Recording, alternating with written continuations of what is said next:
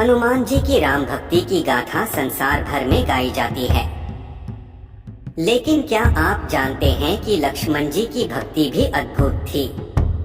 लक्ष्मण जी की कथा के बिना श्री राम कथा पूर्ण नहीं है।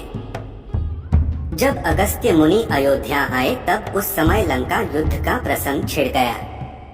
भगवान श्री राम ने बताया कि उन्होंने कैसे रावण और कुंभकर्ण जैसे प्रचंड वीरों का वध किया और लक्ष्मण ने भी इंद्रजीत और अतिकाय जैसे शक्तिशाली असुरों को मारा। अगस्त्य मुनि बोले, श्री राम, बेशक रावण और कुंभकर्ण भी प्रचंड वीर थे, लेकिन सबसे बड़ा वीर तो मेघनाद ही था। उसने अंतरिक्ष में स्थित होकर इंद्र से युद्ध किया था और बांधकर लंका ले आया था।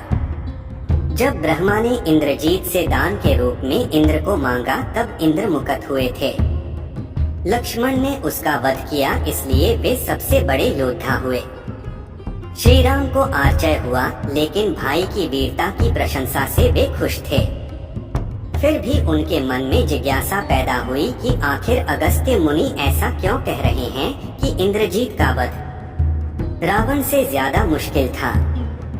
अगस्त्य मुनि ने कहा, प्रभु, इंद्रजीत को वरदान था कि उसका वध वही कर सकता था जो 12 वर्षों तक न सोया हो, जिसने 12 साल तक किसी स्त्री का मुख न देखा हो और 12 साल तक भोजन न किया हो। श्री राम बोले, परंतु मैं वनवास काल में 12 वर्षों तक नियमित रूप से लक्ष्मण को उसके हिस्से का फल फूल देता रहा हूँ।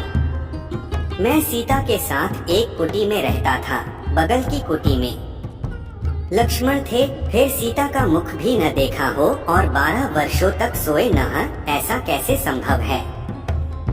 अगस्त्य मुनि सारी बात समझकर मुस्कुराए। प्रभु राम से कुछ छुपा है भला?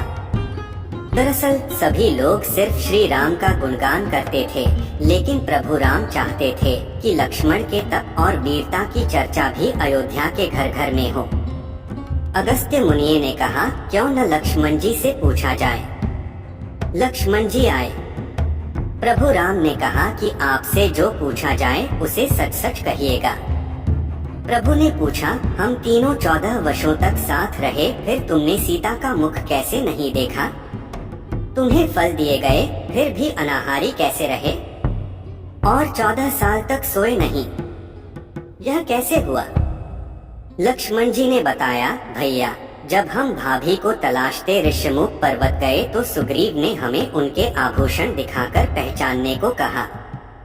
आपको स्मरण होगा कि मैं तो उनके पैरों के नुपुर के अलावा कोई आभूषण नहीं पहचान पाया था, क्योंकि मैंने कभी भी उनके चरणों के ऊपर देखा ही नहीं।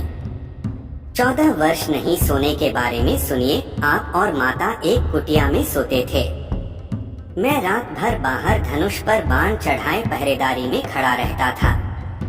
निद्रा ने मेरी आंखों पर कब्जा करने की कोशिश की तो मैंने निद्रा को अपने बाणों से भेद दिया था। निद्रा ने हार कर स्वीकार किया कि वह 14 साल तक मुझे स्पर्श नहीं करेगी, लेकिन जब श्री राम का अयोध्या में राज्याभिषेक हो रहा होगा और मैं उनके पीछे सेवक की तरह छत्र लिए खड़ा रहूंगा, तब वह मुझे घेरेगी। आपको याद होगा, राज्याभिषेक के समय मेरे हाथ से छत्र गिर गया था। लक्ष्मण जी की निद्रा का एक प्रसंग और मिलता है, जिसका वर्णन हम अगली वीडियो में करेंगे। राम भैया, मैं 14 साल तक अनाहारी कैसे रहा? मैं जो फल फूल लाता था, आप उसके 3 भाग करते थे। एक भाग देकर आप मुझसे कहते थे कि लक्ष्मण फल रख लो। आपने कभी फल खाने को नहीं कहा, फिर बिना आपकी आज्ञा के मैं उसे खाता कैसे? मैंने उन्हें संभाल कर रख दिया। सभी फल उसी कुटिया में अभी भी रखे होंगे।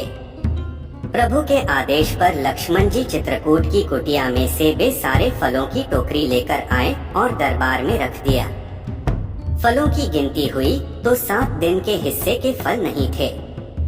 प्रभु ने कहा, इसका अर्थ है कि तुमने 7 दिन तो आहार लिया था। लक्ष्मण जी ने 7 फल कम होने के बारे बताया कि उन 7 दिनों में फल आए ही नहीं। जिस दिन हमें पिताश्री के स्वर्गवासी होने की सूचना मिली, हम निराहारी रहे। जिस दिन रावण ने माता का हरण किया, उस दिन फल लाने कौन जाता?